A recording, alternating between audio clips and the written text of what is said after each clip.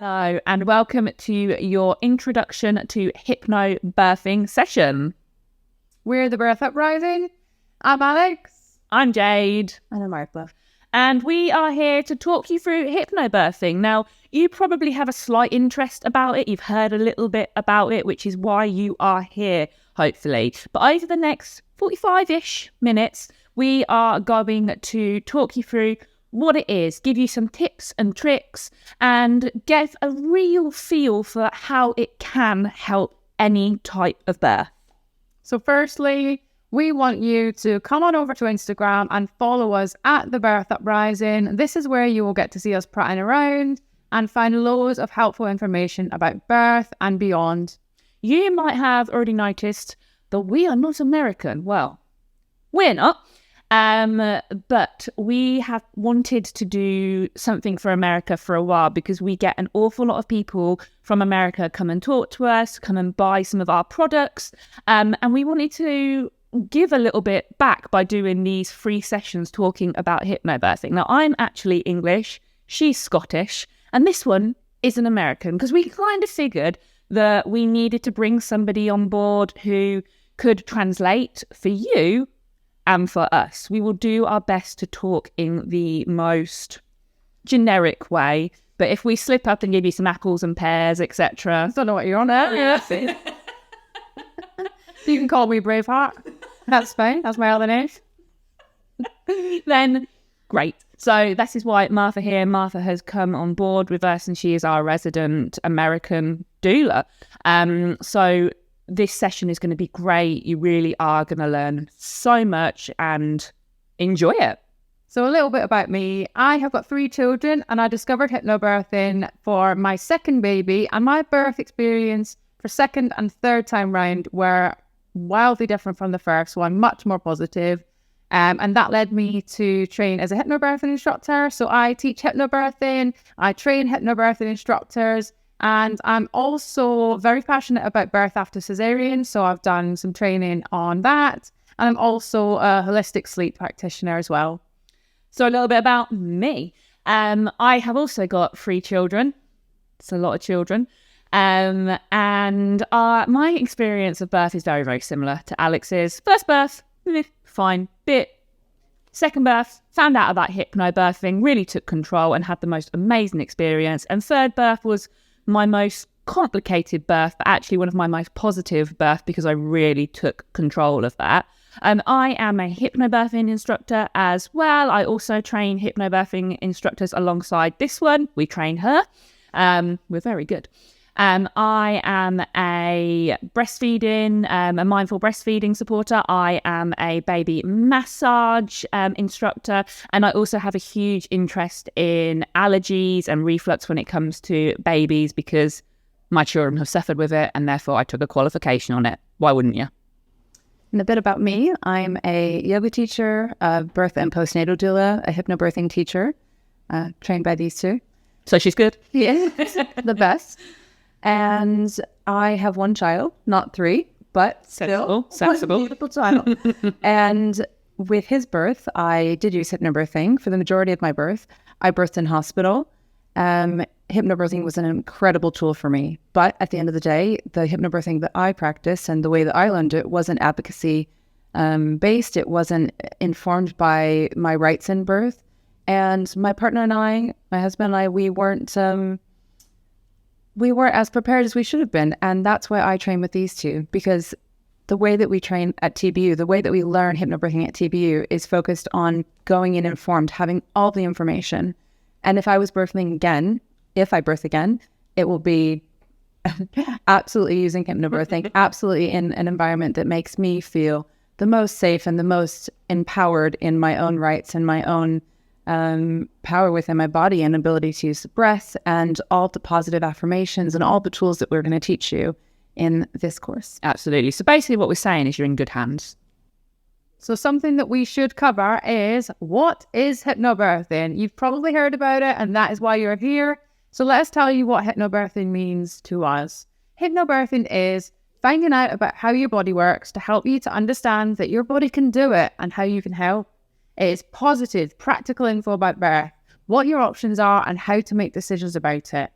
It's learning your rights in birth and how to assert them, as well as tools and techniques to help keep you calm and in control throughout the process. Most of all, it's science. It helps us put stuff in place to stack the odds in our favour for the birth that we want.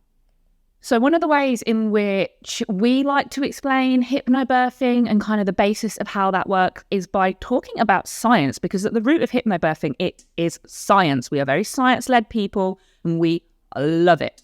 And a good way of understanding that is by using the animal kingdom.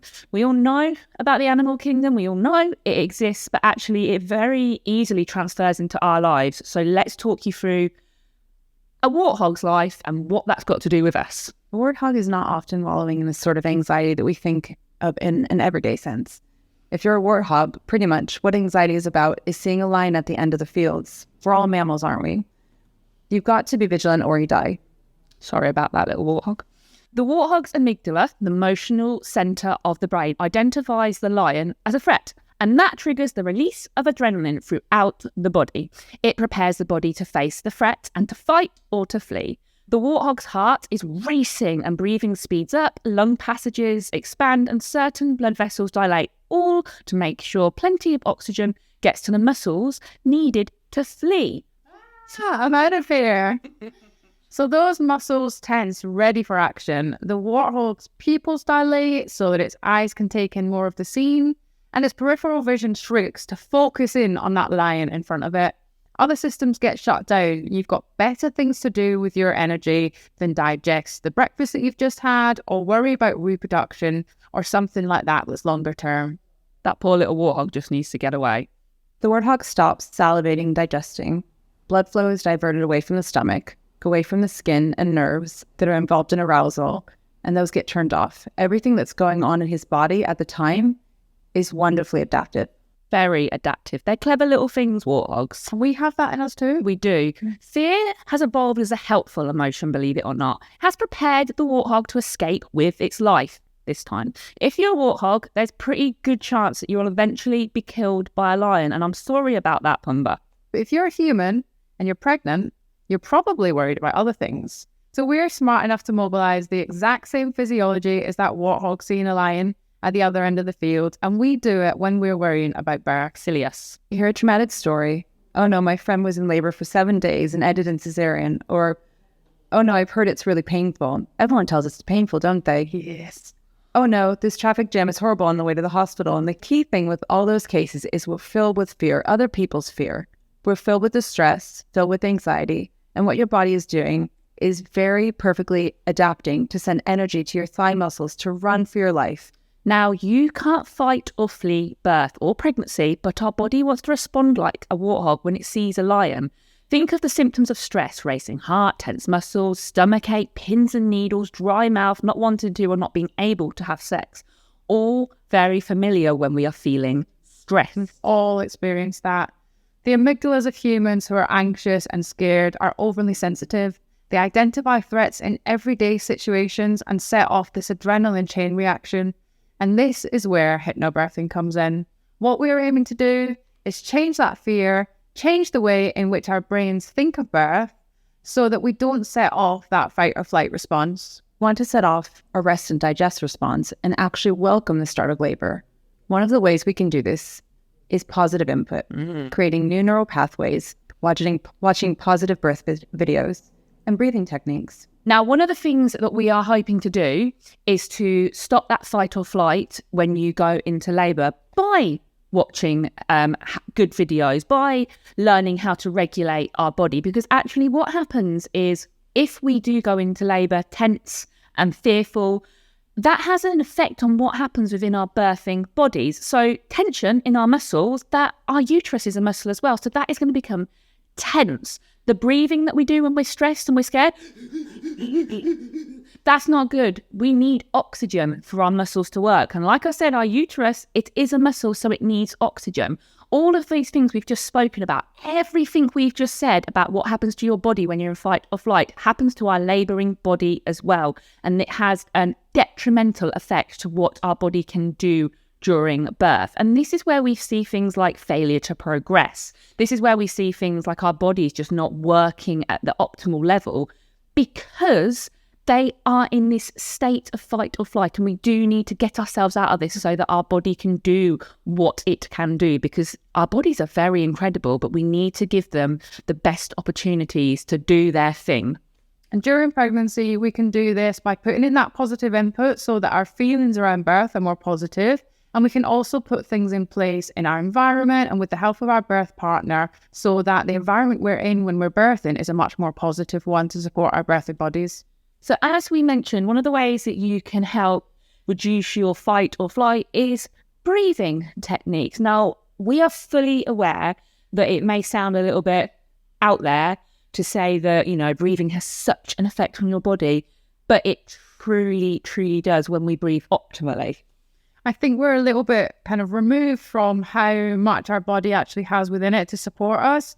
And one of the things we do in hypnobirthing is constantly remind you about how your body is set up to birth really well when we let it. And one of the ways that we can do that is by focusing on how we're breathing and letting our breath impact our hormones and allowing our hormones to make us feel certain ways, making us feel calm, helping us to release tension, get oxytocin flowing, which will help us to birth our baby. We need plenty of oxytocin because that's what's contracting the uterus. And we want rid of that tension so that those contractions can be as comfortable as possible. We can literally change the chemical reactions within our body by breathing. If you think of it as a bit of a seesaw, is kind of how we like to think of it. At one end, you have got oxytocin, you've got these beautiful birthing hormones, and the other end, we have got adrenaline and we have got cortisol. And when we slow our breath down, what we do is we let our body know that we are safe, because we breathe deeply and slowly when we're safe. And when we don't feel safe, that's when we do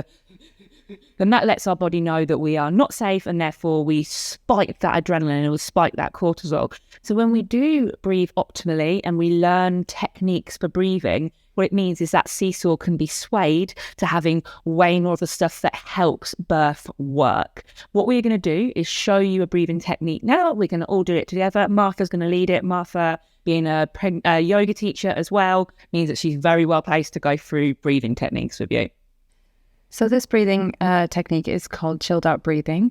And we're going to show you just one of the few that we teach on the digital pack. So the first is going to be in for 4, out for more, or we do like to do in for 4, out for 7 or 8, but whatever's comfortable for you, because as you're pregnant or as your baby grows and you get a bit less room in the abdomen, it can be a bit harder to take big, deep breaths. So that's totally fine.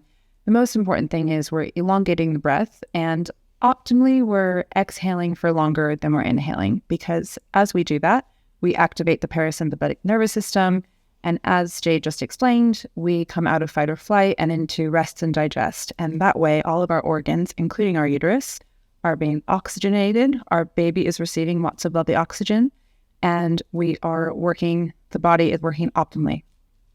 So if you breathe with us, we can breathe with it. So we're going to breathe in before and out for more. A few more times. In for 4 and out for more. Relax the face. In for 4. Out for 6. Feel the whole rib cage expand as you do it. Last time. Inhale. Nice and slow. Exhale.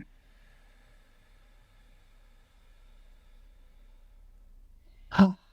We are chilled. I feel great. Do you feel it really instantly, though? It is an instant wave, like your body just going, oh, we're cool. Like, everything's fine. Yeah. I know it sounds wacky. Like, I'm aware that for most people, because we're not connected with our breath in the way that we really should be, but it works. I birthed a 10-pound, 8-ounce baby at home with breathing techniques. Like, it works. They are wonderful. And one of the things that people come back to us time and time again, and sure you find the same with like doula clients, that they're like, I can't believe how much breathing works. So learn that breathing technique and don't just think, oh, I know it, I can do it during labour now. Practice. Just practice. Practice so that becomes something that you can do without thinking. We don't want you to be spending time counting and things in labour unless it's helpful. So if you can just do it and it becomes second nature, then fantastic. The great thing about breathing techniques is you can use them in any situation, whilst you're waiting at your antenatal appointments, whilst you're waiting through the process of induction, whilst you're waiting to be taken down for a cesarean. And they cost nothing. You can do them without any equipment. They are a great tool for anyone who's birthing and anyone who's supporting birth as well. The element of co-regulation too that we feel when our birth partners practice breath with us. We know that they're calm, we reflect that calm, and it feels great in our bodies. Yeah, absolutely. And that brings us on nicely to birth partners in general. So we think that we know birth partners are important. Whoever your birth partner is, it may be your partner, it may be your mum, it may be your doula, maybe you're birthing just with a doula. Whoever it is, they are really, really important. And we do see people having more positive births when they have got a birth partner on their side, supporting them and understanding what it is they want and how they want to achieve that. Now, something that you can start your birth partner off in supporting you and getting informed and knowing the same information as you is you can have your birth partner watch this session. You'll be able to rewatch this with them. And we very much recommend that your birth partner takes part in any birth preparation that you do. So we have our digital pack that helps birth partners and birthers get on the same page. We talk through how the birth partner can be utilised at every stage of labour and antenatally. And it's really important that your birth partner understands your wishes and what their role will be on the day, because there's so much that they can do to be useful. What we really don't want is for your birth partner to feel overwhelmed. The likelihood is whoever your birth partner is probably really loves you or really likes you at the very least, I hope. And they are going to be watching you go through something that no matter how positive, they can't understand. So what you really are going to want is them to get knowledgeable so they understand, so they can see what's happening, so they can support you. So at different times, maybe, you know, you're going through something called transition and you're starting to get a bit fraught and your birth partner can say, I think this might be transition. Like, those little things are so important. We don't want your birth partners to do a Ross. Now, this is something we say all the time. Yes. If you're familiar with Friends, you will have seen Ross be a birth partner. 100% get everyone pregnant. And he's just not very good at it. He disappears or he just stands there being useless. He causes arguments. It's just, we don't want to be arguing with some person that loves us on the day that we are birthing our baby. So we want to make sure in pregnancy that our birth partner knows the score and can get involved. So as a doula in the birth space, I do not replace birth partners. Sometimes I act as the only birth partner. But in most situations, I'm there to act as a coach and a guide to help birth partners learn alongside hypnobirthing tools how they can best support the person who's giving birth. And I've seen some really beautiful partnerships and really beautiful support come from birth partners. Sometimes it's cheering on the person who's birthing. Other times it's with light touch massage, anything like, lots of lovely things to make that person feel calm.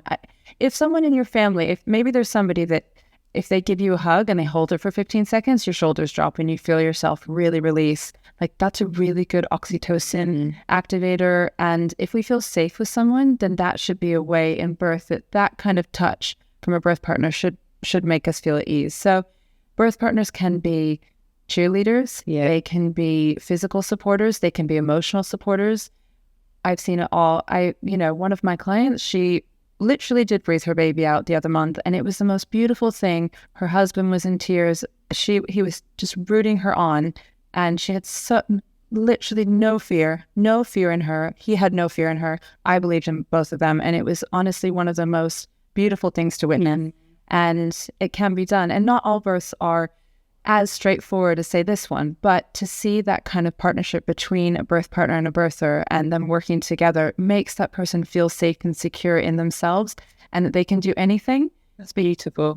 Really, really beautiful. And that sort of partnership can be used in preparing for any type of birth. And that safety, that feeling of safety can increase the likelihood of someone having the birth that they want as well. So yeah, and this is why the reason we're saying this is to get to that point where you can have that kind of birth and your birth partner with you like that, you have to be on the same page throughout pregnancy and learning together. So yes, like Alex said, get your birth partner to watch this back so they can understand. Birth partners listening, you are important. You deserve to feel like you are knowledgeable. You deserve to get the education, because often we expect birth partners to just know what to do. But actually, you don't. You don't know what to do. Unless you've gone through a full doula training program and you can do all that, then maybe you could. But I can imagine that most birth partners have not been through that, and therefore learning is key. let's be honest, most birth partners' education is seeing things in Hollywood movies where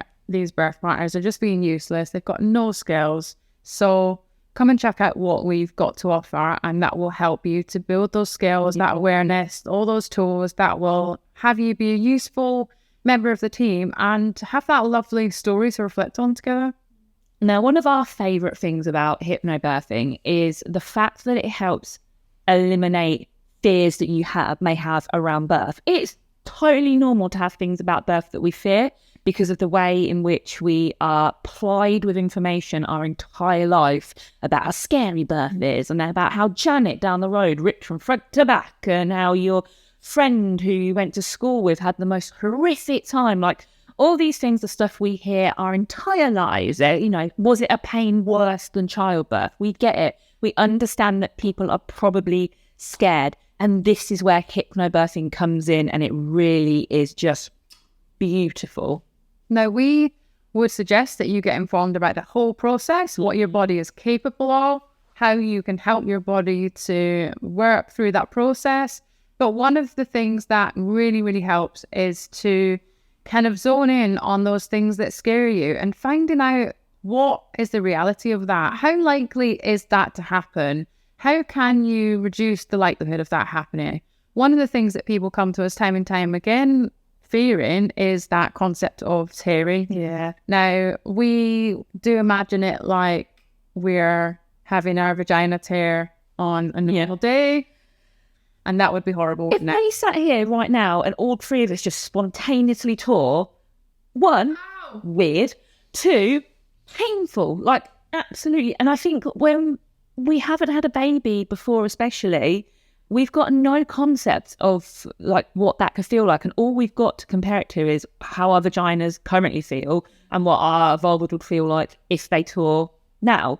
Now, it's very different. It is a very different thing, and this is where finding out stuff and getting informed can really help, because actually tearing in childbirth is ever so different from just tearing, you know, in normal day-to-day life. Our vulvas, our vaginas, they are meant to stretch.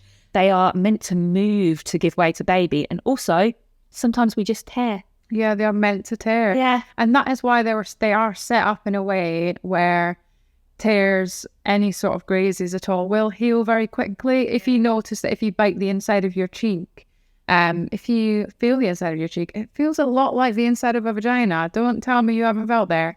And honestly, that is exactly the same, in that when you bite the inside of your cheek and you think that that's going to really spoil your dinner out tomorrow night, actually, so quickly it is healed over, doesn't feel like anything at all. And the same does apply to our vagina. The important thing is that we have that information that will help us to heal those tears afterwards.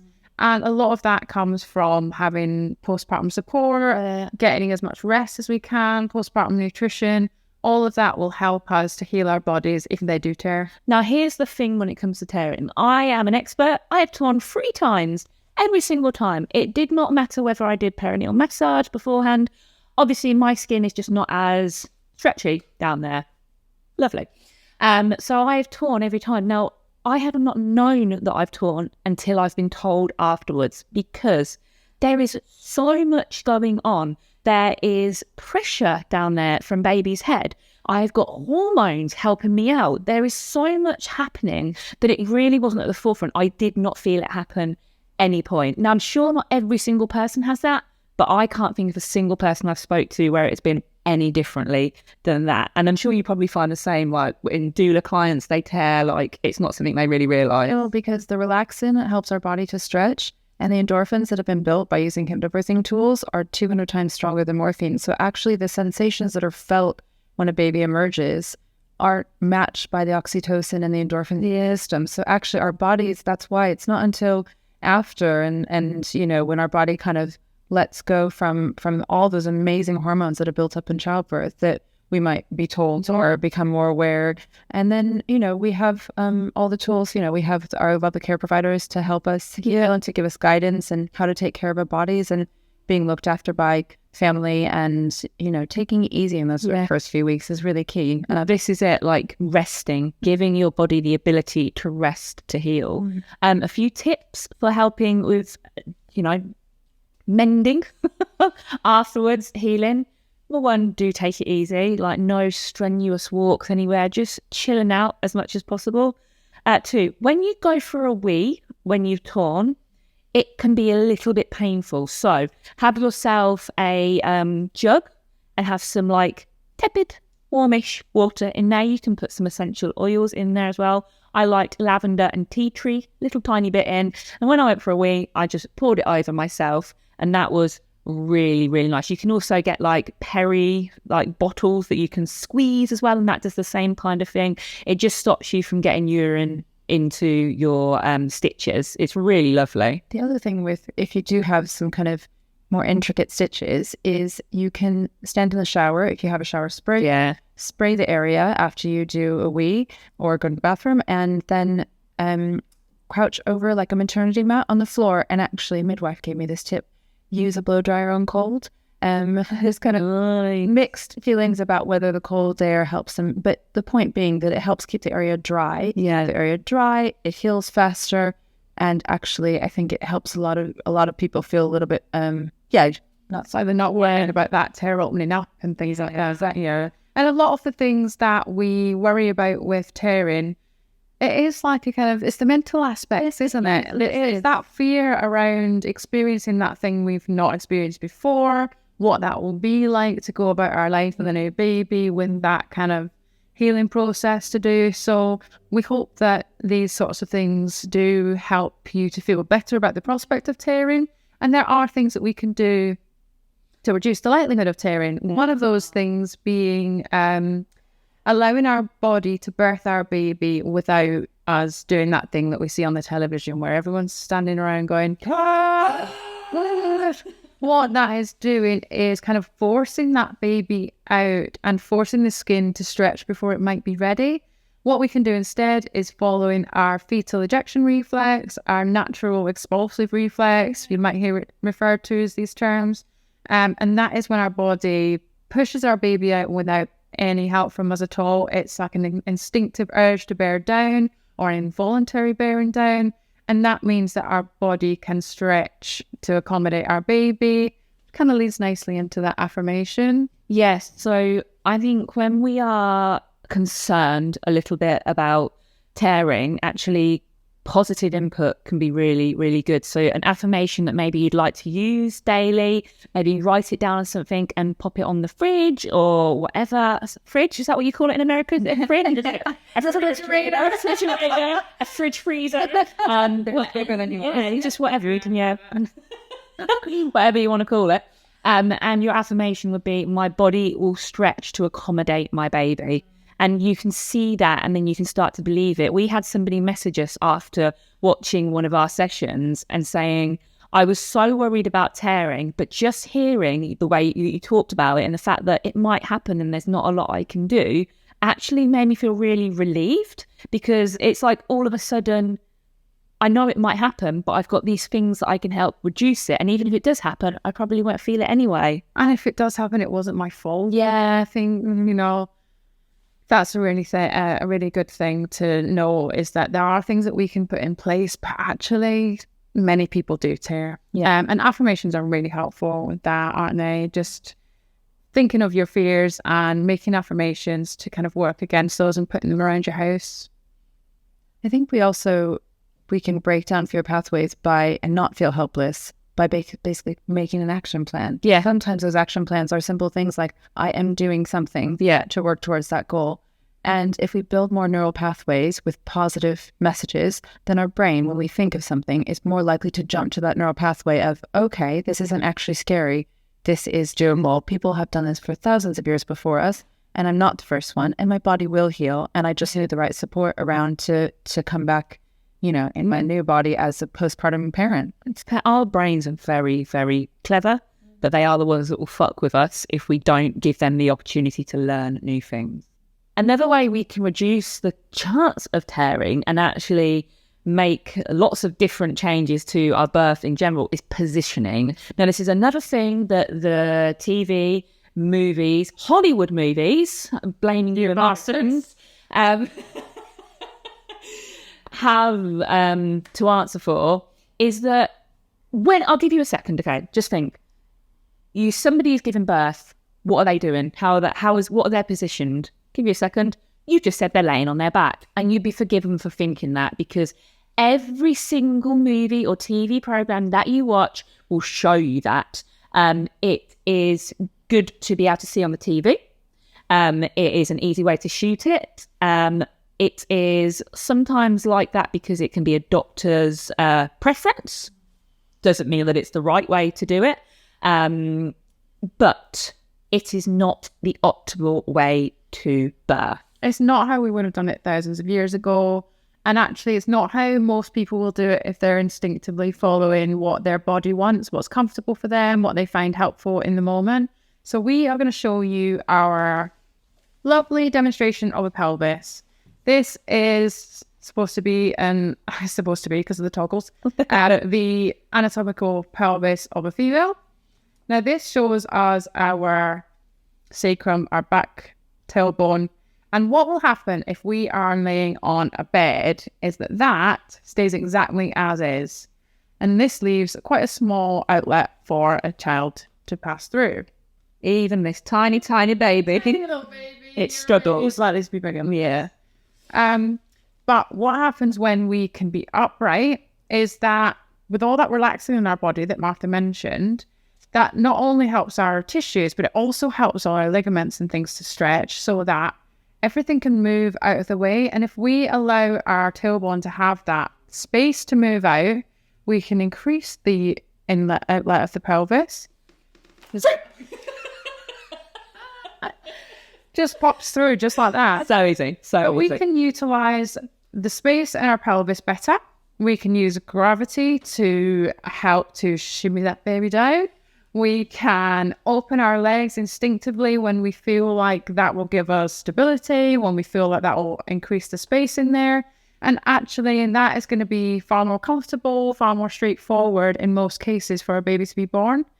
Now, the thing to bear in mind, I think, is that quite often it's been epidural use that has meant that people kind of get into the habit of birthing on their back. Now, it can be possible, even if you've got an epidural that means you can't move very much, to just get off that tailbone. Someone could help to sort of roll you onto your side, get a pillow under there to just help you to move. You could maybe be alternating from one side to the other with the help of your birth team. Do you know what else you can do? Space. This is something that in my third birth, I was on my back due to needing a bit of help with baby getting out.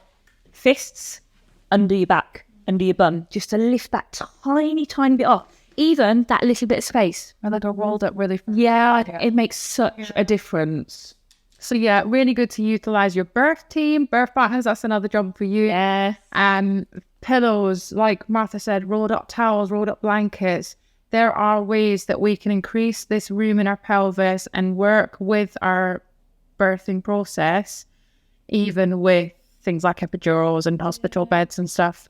If you take one thing away from this, when it comes to your position, we would always suggest try to keep your position upright, leaning forward and open in the pelvis. So positions like being up and over. Maybe you're standing up and leaning over. It's all helping your baby to be pointed towards the exit, utilizing movement, making space in that pelvis. UFO, upright, forward, open. Remember that. So all of that information helps you to feel better about birthing your baby, to build that toolkit. If you want some more handy tips, you can come and follow us on the gram at The Birth Uprising. We share loads of useful stuff that you can put into practice in your birth. And bodies are the same worldwide. Like what we are saying about how bodies work on our Instagram is how bodies work. That's just the human birth rule. That is just how birth works. Now, we have got a digital pack available and we have tailored it to you lot. We have tailored it to the USA. We have done this because the systems within England, within the UK and within America are very different. Same in some parts, but fairly different. So we have made a pack just for you lot. And the price for that is $69. No, 69.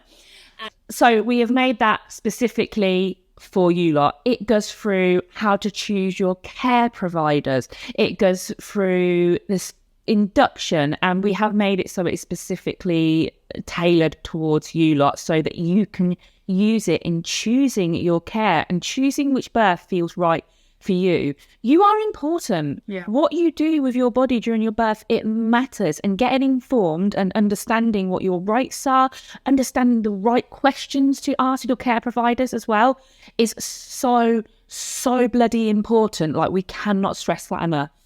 Our digital pack includes loads of great information that is on our UK digital pack as well, but we've enlisted the help of Martha to add so much more. Things you can ask your insurance, things that you can find out about the laws in your state, and just things that perhaps as an Englishman and a Scotsman walking into a bar wouldn't necessarily think of when it comes to birthing. So Martha's bringing her expertise and her contacts over in the US to really make sure that's relevant to you as an American. So we get asked a lot of questions all the time. So we thought we would bring you some of our most commonly asked questions when people are wondering whether to buy our digital pack, whether hypnobirthing is for them or not, so that you don't have to ask them. We're being said for you. So one of the ones we get asked all the time is, when should I start hypnobirthing? The answer simply is that it's never too early to start hypnobirthing. A lot of people will choose to do it around 20 weeks. After having that scan, that sometimes feels like a good marker. The second trimester can usually be a lot kinder. You feel a bit more yourself again, and there's time and energy and to do a bit more research and reading and homework. But at the end of the day, whenever it feels right for you, because the more you work on breathing techniques, neural pathways, the earlier your birth partner gets clued up on how they can support you, the earlier you make a hypnobirthing practice together, the better you're going to do in your labor, because you're going to feel more informed, you're going to feel more positive. So and it's never too late to do hypnobirthing. Absolutely. So many people will start immediately when they get that positive test, and that's perfectly fine. This is why we make it so that you have 18 months access to the pack.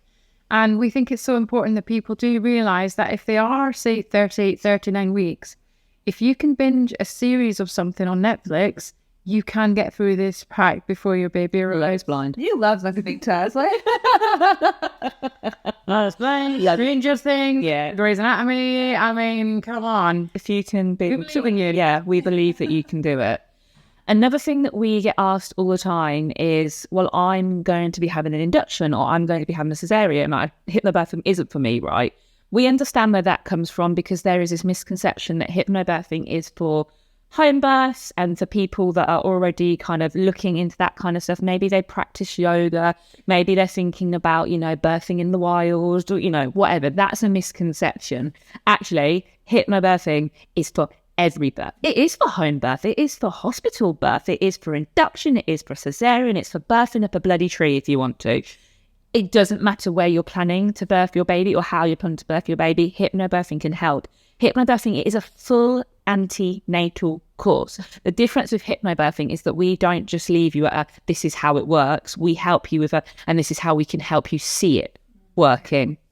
And we have sections on our digital pack for induction and cesarean, not to mention the fact that all the other sections are relevant as well. If you're planning an induction, you still need to know about your position, your environment, those hypnobirthing tools, and that birth partner's role. All of it is as important, if not more important, when we are planning a more medicalized birth, because there are so many different choices. And when you know what your choices are, you can choose the right one for you. So something that I think is probably at the forefront of a lot of people's minds when they start looking into hypnobirthing is, what are my care providers going to think about this? So this is one, yeah, I get asked a lot. And regardless if you're employing a midwife, if you're deciding to birth at home in a birth center, or if you're having, maybe you're having joint care with a midwife and an obstetrician or a provider in hospital, regardless of who's looking after you, the most important thing that we will continue to say to you is choose your provider carefully. Make sure that you are aligned with that person. Make sure that they have your best interests at heart, and vet them. Really, you don't ask, you don't get. If you don't ask questions, you're not going to know. So it goes in the same vein. If you have an inkling you want to do hypnobirthing, if you sign up for a course, go and talk to your provider. Say, oh, I'm doing this, and I want to learn all about outside of our sessions, outside of our appointments. I want to learn about breath work and how it helps the body, and listen to them, see how they react. And if you've chosen your provider carefully, and if this is something that you're inclined to do, then they should be on board. Most providers are absolutely on board. And if they're not, if they trust, they're maybe not the one for you. Absolutely. Because physiologically, we know that hypnobirthing and the tools that we teach here, they work with the body. They help the body to birth optimally. They help us to feel safe in our birth. They help us to feel positive and to come away from birth feeling great. So at the end of the day, that's what we need. We need a team around us, including our providers who are on board. And most of them, they are on board. Yeah, yes, exactly.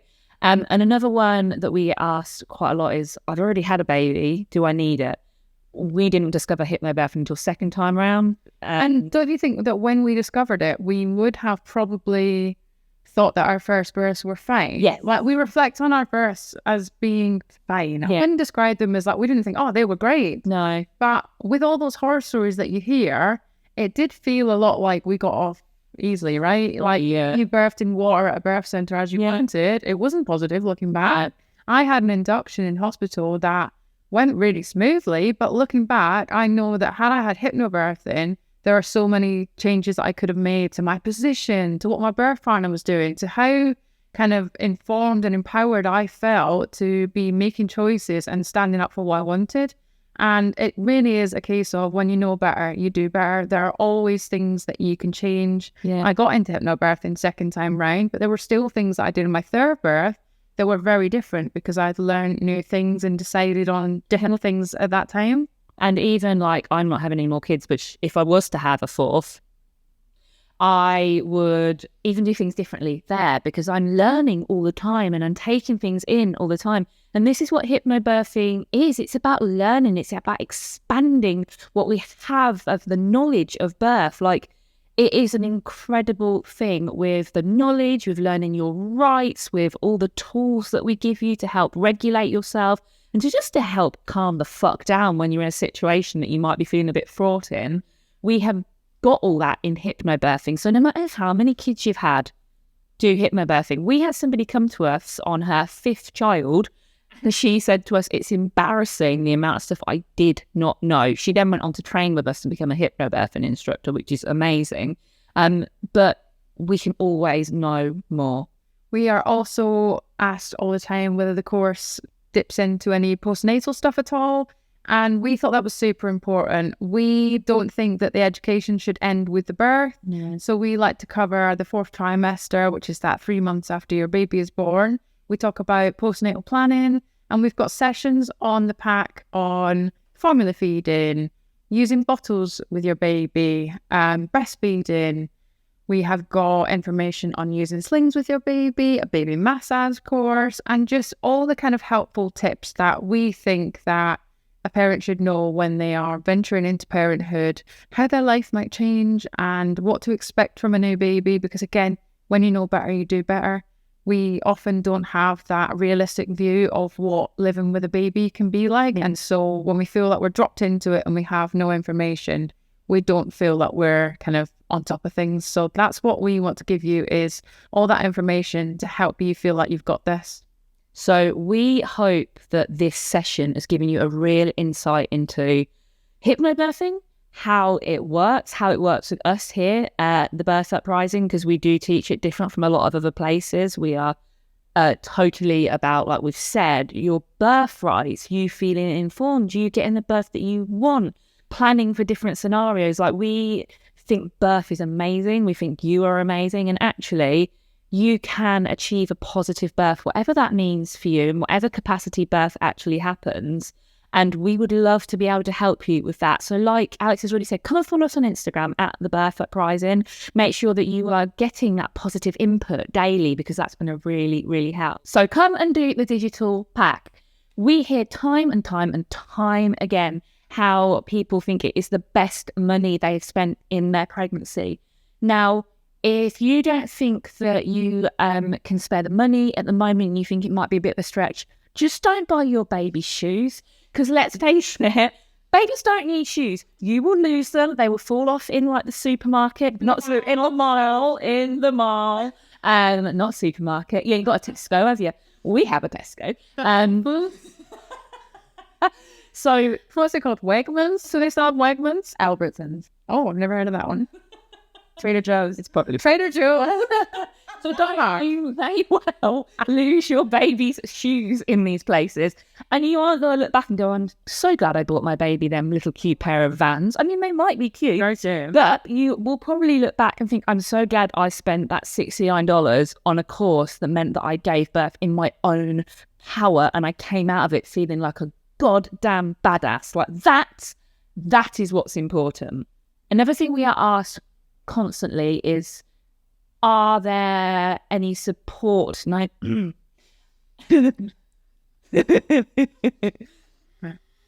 Another thing that we are asked constantly is there any support after I've bought the course, or is it buy and left? Well, thankfully, there is support, because we have got a closed Facebook group in which we're in, but not only us, the lovely Martha is in there as well. You know, somebody American, so they can answer your American questions. From the American people. Yeah. You American folk.